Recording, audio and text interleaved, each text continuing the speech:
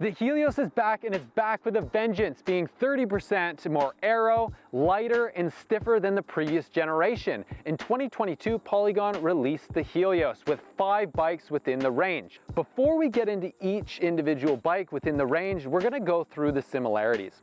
And what I really loved about what Polygon did with the Helios is they have the same frame from the A7, A8, A7X, A8X, and A9X. You're not paying for better carbon on the top end, and that's great. So you have a UCI approved frame set. So if you want to race at that level and you want to get the A9X, well, you don't have to worry. You also get all carbon wheels from Entity.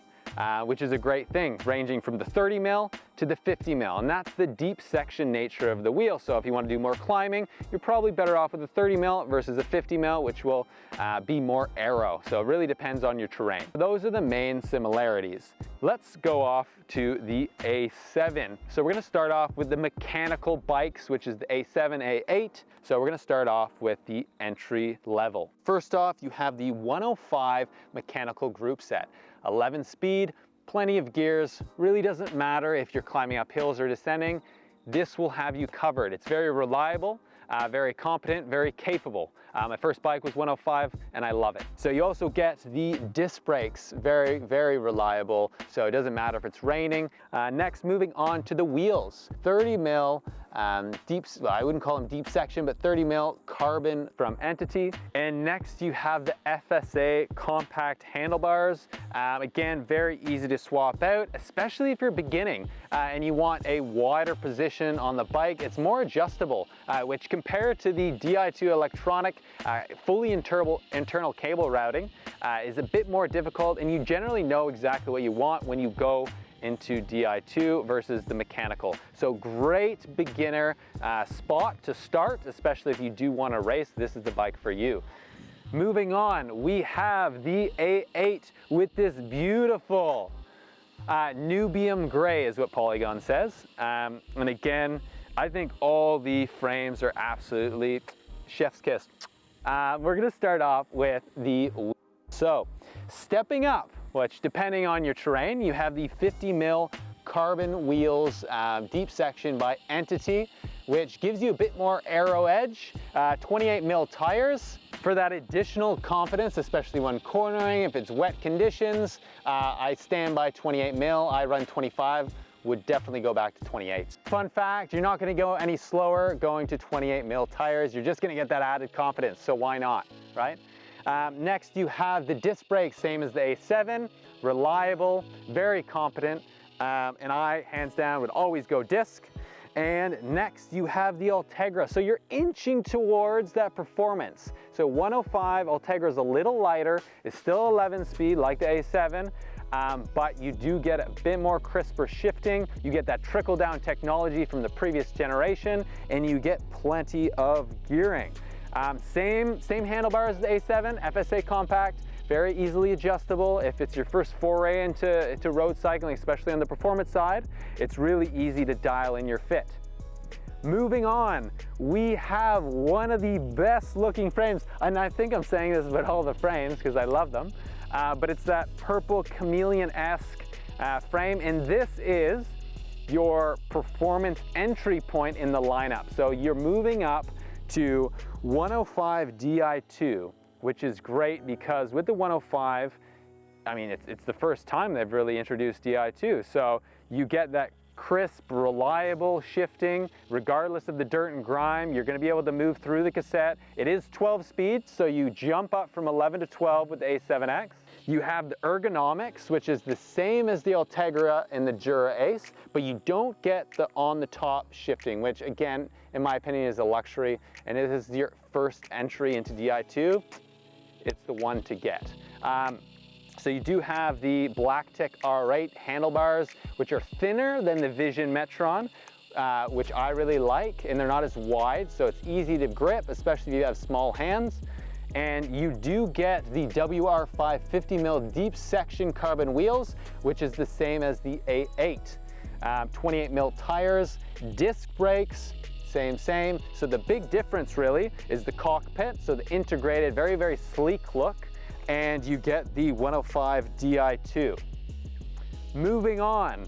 You're taking that step up. You want something a little more advanced, a little lighter, but again, very marginal difference.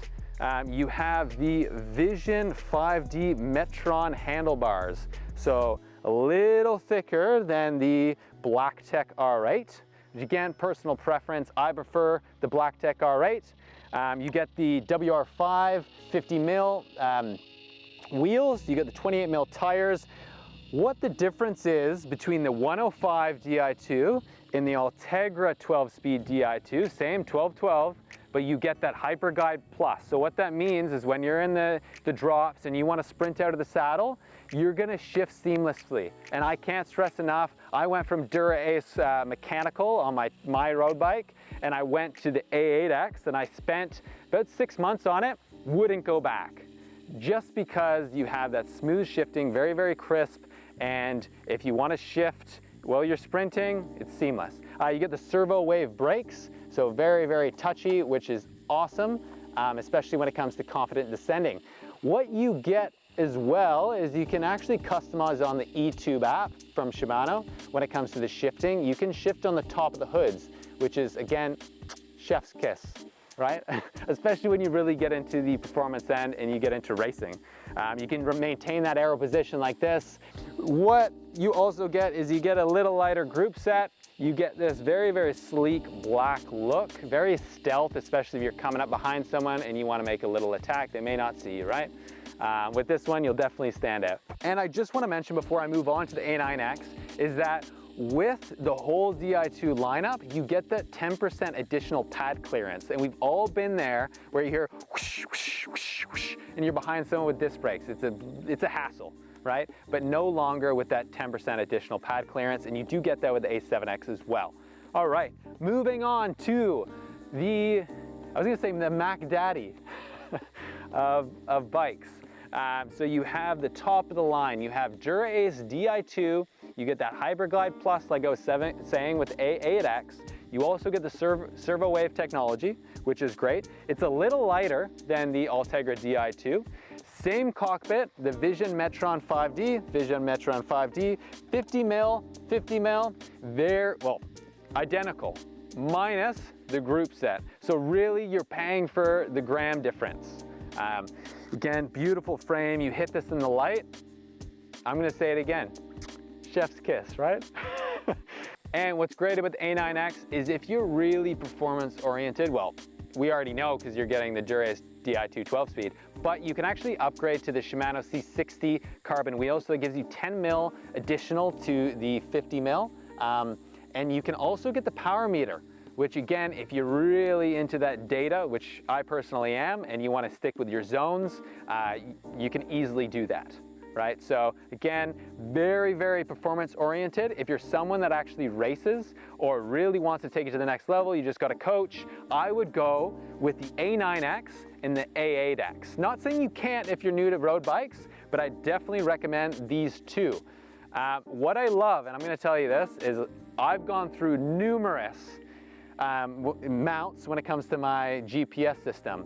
With the Vision Metron 5D cockpit, it comes with an additional mount that easily slots in for your GPS, which if you're going the A9X, if you're going with the power meter, you can easily see your power data. In a nutshell, that is the whole lineup. Now we're gonna tell you what type of rider is suitable for what bike. So we have the mechanical A8 and the mechanical A7.